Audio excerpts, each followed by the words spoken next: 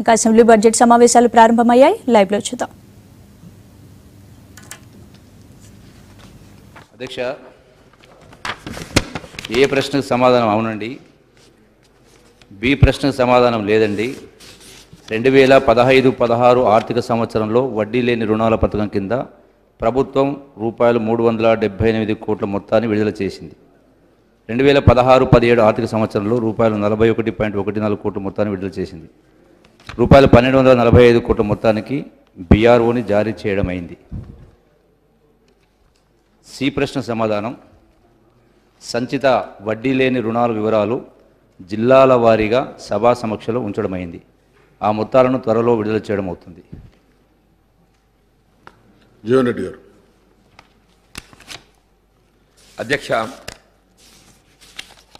రాష్ట్రంలో మహిళల ఆర్థిక పరిపుష్టి కొరకు వారు స్వయం సమృద్ధి సాధించే విధంగా తోడ్పడాలనేటువంటి భావనతోని ఈ మహిళా గ్రూపులు ఏదైతే డ్వాక్రా సంఘాలు ఏర్పాటు చేయడం జరుగుతుందో వాటికి బ్యాంక్ లింకేజ్ కల్పించి బ్యాంకుల ద్వారా రుణ సౌకర్యం కల్పించడంతో పాటుగా వారు పొందినటువంటి ఒక రుణంపై వారు చెల్లించేటటువంటి ఒక వడ్డీని పూర్తి స్థాయిలో, అంటే గతంలో ఏదైతే ఉందో ముందుగా అది కేవలం 75% ఉన్నప్పటికీ తదుపరి క్రమేపీ ఏదైతే ఉన్నదో అంటే 2011 ప్రాంతం లోపల దాన్ని పూర్తి స్థాయిలో ఆ వడ్డీని మహిళా గ్రూపులకు తిరిగి చెల్లించే విధంగా ప్రభుత్వం కార్యక్రమాన్ని అమలు చేయడం జరుగుతుంది. అధ్యక్ష, ఇది గత ప్రభుత్వ హయం నుండి అమలు కొనసాగుతుంది.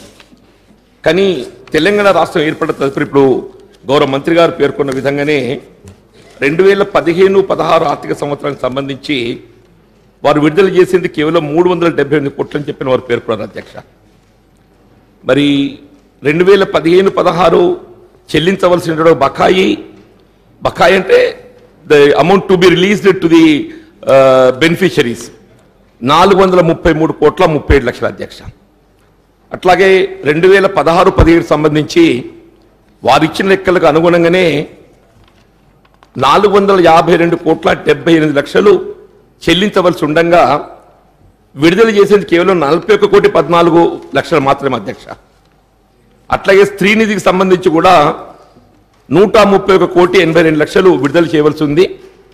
టోటల్ 1017 కోట్ల 96 లక్షలు మరి మహిళా గ్రూపులకు ఏదైతుందో వారు బ్యాంకులకు చెల్లించిన వడ్డీ వారికి తిరిగి రావాల్సింది.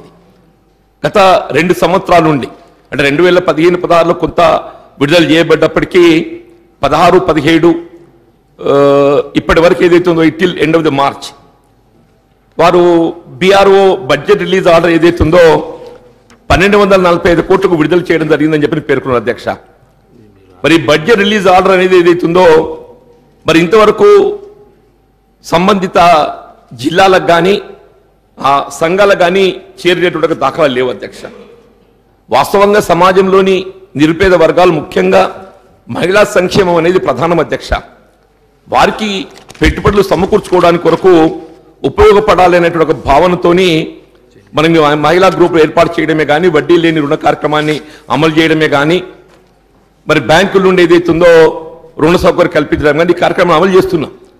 దీన్ని ప్రోత్సహించడానికి ఏదైతుందో నిధులు అనేది కొరత కాకూడదు. అధ్యక్ష, ఇదే ప్రాధాన్యత అంశం.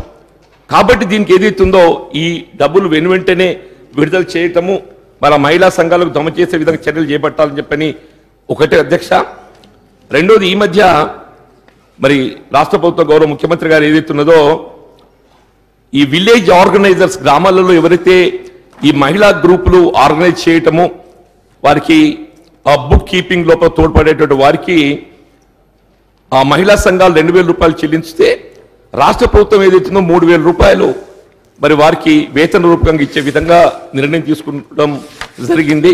మరి మేము పత్రికలో చూసాం. అధ్యక్ష, చాలా సంతోషం. కానీ ఈ పట్టణ ప్రాంతాల్లో ఏవైతే మహిళా గ్రూపులకు తోడ్పడుతున్నటువంటి రిసోర్స్ పర్సన్స్ ఉన్నారో మరి ఆ రిసోర్స్ పర్సన్స్ సంబంధించి ఈ నిర్ణయం మరి అమలు కావటం లేదు.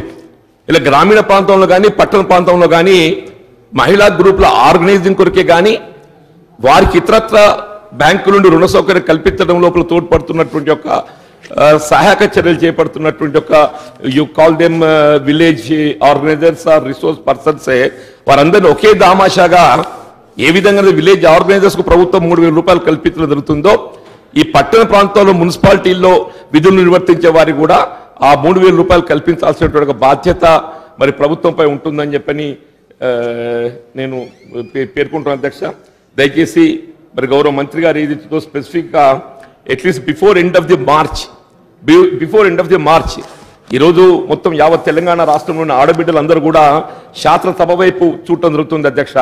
ప్రభుత్వం ప్రకటించబోయేటటువంటి ఒక నిర్ణయం కొరకు ఈ వడ్డీ లేని రుణానికి సంబంధించినటువంటి వారి ఖాతాలకు జమ చేయవలసిన ఒక డబ్బు ఏదైతుందో మరి వెంటనే విడుదలవుతుందనేటువంటి ఒక ఆశాభావంతో ఎదురు చూస్తున్న పరిస్థితులలో మరి గౌరవ మంత్రి గారు వెంటనే ఏదైతే మీరు బడ్జెట్ రిలీజ్ ఆర్డర్గా పేర్కొంటున్నారో దాన్ని మరి అమలు రియలైజ్ అయ్యే విధంగా వెంటనే చర్యలు చేపట్టాలి. ఒకటి అధ్యక్ష, ఈ పట్టణ ప్రాంతాల్లో విధులు నిర్వర్తి